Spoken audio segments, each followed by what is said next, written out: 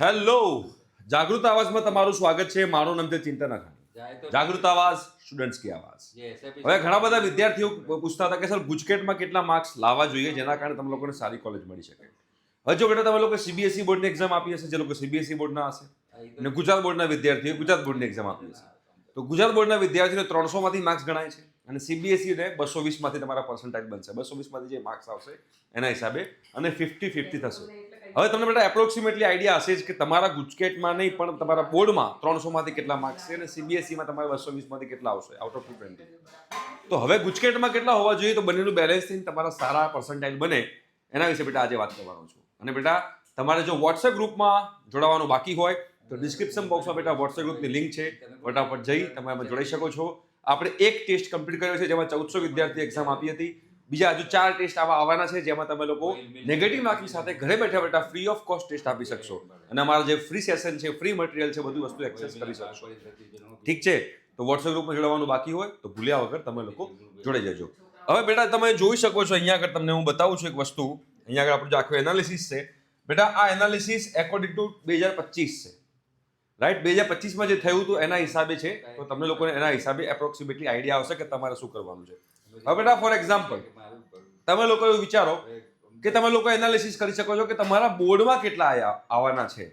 For example તમે ગુજરાત બોર્ડના છો તો 300 માંથી કેટલા, ધ્યાનથી સમજો. એનાલિસિસ તમને બતાવવા ગયો છું કે તમારે ગુજરાત બોર્ડમાં 300 માંથી કેટલા આવે છે અને તમારા લોકોને સીબીએસઈ બોર્ડના હોય તો 220 માંથી કેટલા આવશે. એ તમને લોકોને એપ્રોક્સિમેટલી આઈડિયા આવી ગયો છે. હવે કોઈ વિદ્યાર્થી એવો છે કે ફોર એક્ઝામ્પલ એને 300 માંથી 250 ની આજુબાજુ માર્ક્સ બને છે, 250.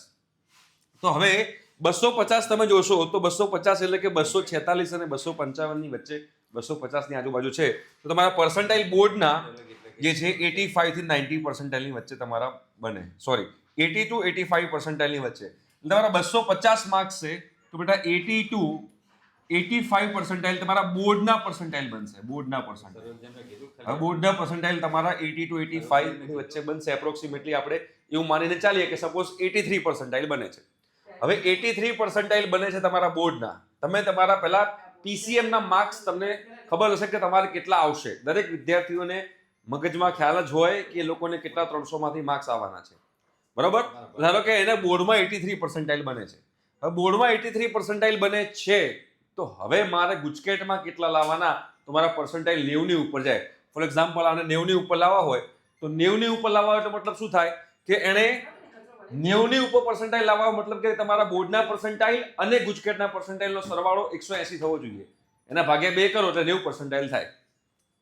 તમારે અહીંયા આગળ 83 પર્સન્ટાઇલ છે. હવે 83 પર્સન્ટાઇલ છે તો તમારે હવે 180 પર્સન્ટાઇલ કરવા હોય તો કેટલા બાકી રહે? 97 પર્સન્ટાઇલ બાકી રહે. તો 97 પર્સન્ટાઇલ તમારે ગુજકેટમાં લાવવા પડે. જો જે વિદ્યાર્થીને 300 માંથી 250 માર્ક્સ થતા હશે એને જો 90 અબવ પર્સન્ટાઇલમાં જવું હોય તો ગુજકેટમાં 97 પર્સન્ટાઇલ લાવવા પડે અને ગુજકેટમાં 97 પર્સન્ટાઇલ માટે તમારે ગુજકેટની અંદર 98 માર્ક્સ લાવવા પડે. એટલે જે વિદ્યાર્થીને 300 માંથી 250 માર્ક્સ થતા હશે અને ગુજકેટમાં 98 ની ઉપર જાય તો એમનો 50% ના વેટેજના હિસાબે તમારા 90 ની ઉપર પર્સન્ટાઇલ બને. ક્લિયર થાય છે? સમજાય છે? બરોબર. સમજાતું હોય તો કમેન્ટ બોક્સમાં કમેન્ટ કરજો ક્લિયર. ફોર એક્ઝામ્પલ કોઈ વિદ્યાર્થી એવો છે કે એમ કહે છે કે સર મારે 270 પર્સન્ટાઇલ જેવું થાય છે. તો 270 પર્સન્ટાઇલ સોરી 270 માર્ક્સ થાય છે તમારા 300 માંથી. તો 270 માર્ક્સ છે લાસ્ટ યર લગભગ તમારા પર્સન્ટાઇલ જે હતા 90 થી 95 ની વચ્ચે બનતા હતા. જે લોકોના 270 માર્ક્સ 300 માંથી હોય એ લોકોના 90 જે છે 90 ટુ 95 ની પર્સન્ટાઇલ વચ્ચે બનતા હતા. ફોર એક્ઝામ્પલ એક વિદ્યાર્થીને 93 પર્સન્ટાઇલ બને છે. 93 પર્સન્ટાઇલ બન્યા. 93 પર્સન્ટાઇલ બન્યા હોય, હજુ તમારે એની ઉપર જવું હોય તો ફોર એક્ઝામ્પલ 95 પર્સન્ટાઇલ તમે ગુજકેટમાં લાવવા હોય તો તમારે 93 માર્ક્સ લાવવાના. હવે આ જ વિદ્યાર્થી જો ગુજકેટની અંદર બેટા 98 માર્ક્સ લાવે તો એને 97 પર્સન્ટાઇલ બને છે. તો એ 97 અને આ 93 190 થાય. 190 એટલે કે 95 પર્સન્ટાઇલ બને. 95 પર્સન્ટાઇલ બને એટલે કયો વિદ્યાર્થી એવો હોય કે જેને બોર્ડની અંદર 270 માર્ક્સ બને છે. બોર્ડની અંદર 270 માર્ક્સ બને છે, બરોબર છે. બોર્ડની અંદર ધ્યાન રાખજો 270 માર્ક્સ બને છે અને ગુજકેટમાં બેટા 98 માર્ક્સ લાવતો હોય તો એના એપ્રોક્સિમેટલી બેટા 95 પર્સન્ટાઇલની આજુબાજુ બનશે. તમને બેટા સારી કોલેજ જોતી હોય તો તમારે મિનિમમ 90 પર્સન્ટાઇલનો ગોલ કરીને ચાલવાનો. હવે જે વિદ્યાર્થીને 246 માર્ક્સ બનતા હોય યા 246 થી નીચે માર્ક્સ બનતા હોય પીસીએમ ની અંદર, તો સમજી લેવાનું કે તમારા 90% ઉપર જશે જ નહીં. એપ્રોક્સિમેટલી આઈડિયા આપી રહ્યો છું. આ 2025 નો એનાલિસિસ છે. કેમ કે 246 માર્ક્સ લાસ્ટ ટાઈમ 90%, 80% હતા.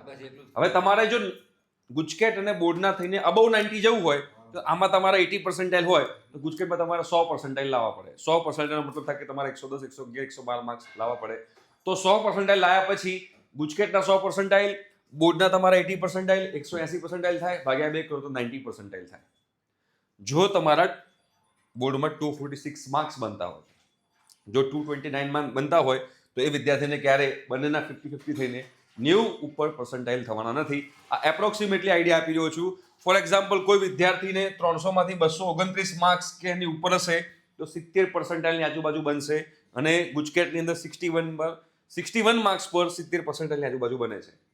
એટલે તમારે જો બેટા ગુજકેટની અંદર અબવ 90% લાવવા હોય, અબવ 90% તો તમારે ગુજકેટમાં બેટા 84 માર્ક્સ તો મિનિમમ લાવવા પડશે. અબવ 90% ગુજકેટમાં લાવવા હોય, રાઈટ. અબવ 95% લાવવા હોય તો તમારે ગુજકેટમાં બેટા 93% લાવવા, 93 માર્ક્સ લાવવા પડશે. અબવ 97% લાવવા હોય તો તમારે ગુજકેટમાં અબવ 98 માર્ક્સ લાવવા પડે, તો તમારે ગુજકેટની અંદર અબવ 97% બને. અગેન રિપીટ કરું છું, આ લાસ્ટ યરનું એનાલિસિસ છે. આ વર્ષનું તો હવે આવે, રિઝલ્ટ આવ્યા પછી, બરાબર, અત્યારના આવે, રાઈટ. તો આ પ્રમાણે આખું એનાલિસિસ છે. એટલે સીબીએસઈ બોર્ડના વિદ્યાર્થી છો અને તમારે બેટા 220 માંથી ફોર એક્ઝામ્પલ 173 માર્ક્સ આવ્યા, 220 માંથી 80, 70, 70. અહીંયા આગળ કોઈ જગ્યાએ થિયરી પ્રેક્ટિકલના માર્ક્સ કન્સિડર નહીં થાય, કોઈ ઇંગ્લિશના માર્ક્સ કન્સિડર નહીં થાય, કોઈ કોમ્પ્યુટરના માર્ક્સ કન્સિડર નહીં થાય, કશું જ એમાં કન્સિડર થવાનું નથી. જો તમારે 220 માંથી 173 માર્ક્સ હોય, તમારા બેટા 85% લાસ્ટ ટાઈમ બનેલા હતા. હવે તમારા 85% થઈ ગયા.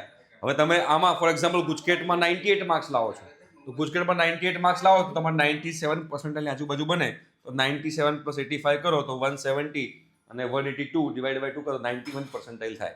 એટલે જે વિદ્યાર્થીને સીબીએસઈમાં આઉટ ઓફ 220 173 માર્ક્સ હોય અને ગુજકેટની અંદર 98 માર્ક્સ હોય, તો એવા વિદ્યાર્થીને બેટા આ કોમ્બિનેશનમાં 91% બને. આ કોમ્બિનેશન તમારે બનાવવાનું છે. ફોર એક્ઝામ્પલ, તમારે બોર્ડમાં આટલા માર્ક્સ આવે છે અને ગુજકેટમાં આટલા માર્ક્સ આવે છે, તો આ બેનું કોમ્બિનેશન થયું કહેવાય.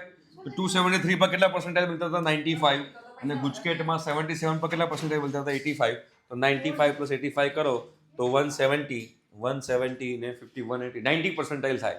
તો આ બેનું કોમ્બિનેશન હોય કે ભાઈ તમારા પીસીએમમાં આઉટ ઓફ 300 273 માર્ક્સ બને છે અને ગુજકેટમાં 77 માર્ક્સ બનતા હોય, તમારે 90% થાય, બંનેનું 50-50 ગણીને.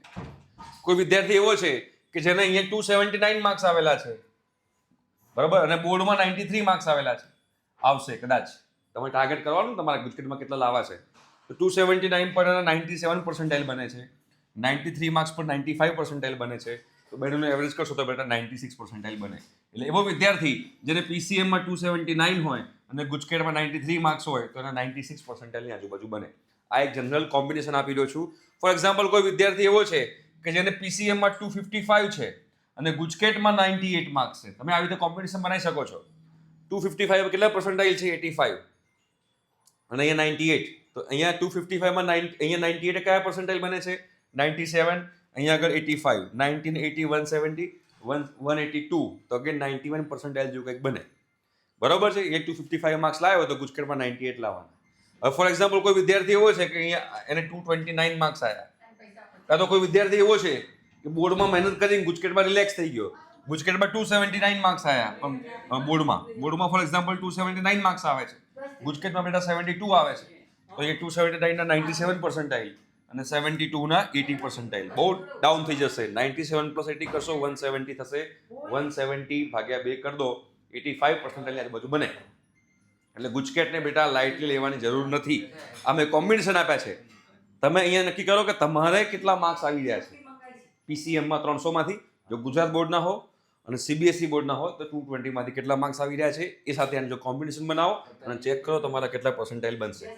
મારા મુજબ તમારે જો સારી કોલેજમાં જવું હોય તો મિનિમમ 90% ટાર્ગેટ કરીને જવાનું, જો સારી કોલેજમાં જવું હોય. અને એમાં પણ તમે જો કોમ્પ્યુટર આઈટી ટાર્ગેટ કરી રહ્યા હો તો કોમ્પ્યુટર આઈટી માટે મિનિમમ 95% હોવા જોઈએ. તમે કોમ્પ્યુટર આઈટી આઈસીટી જેવી બ્રાન્ચ અને સારી કોલેજ આ બંને ચૂઝ કરી રહ્યા હો તો 95 પકડીને ચાલવાનું. પણ જો તમે ખાલી એવું હોય કોઈ બી કોલેજ કોઈ બી બ્રાન્ચ હશે ચાલશે, કોલેજ સારી જોઈએ, એવું તમારી મેન્ટાલિટી હોય તો તમારે મિનિમમ 90% લઈને જવાનું. ઓપન કેટેગરીવાળા માટેની વાત છે, રાઈટ. જે લોકો રિઝર્વેશન કોટામાં આવે છે એ લોકો માટે આખું અલગ છે. બટ આપણે અત્યારે ઓપનની વાત કરી રહ્યા છીએ, રાઈટ, કે તમારે શું કરવાનું છે અને તમારે કેવી રીતે પ્રિપેરેશન કરવાની છે. તો હવે તમારો ગુજકેટનો ટાર્ગેટ કેટલો છે? કમેન્ટ બોક્સમાં કમેન્ટ કરજો કે સર હું ગુજકેટમાં આટલા માર્ક્સ લાવીશ, રાઈટ, મને ખ્યાલ આવે. Thank you so much. By.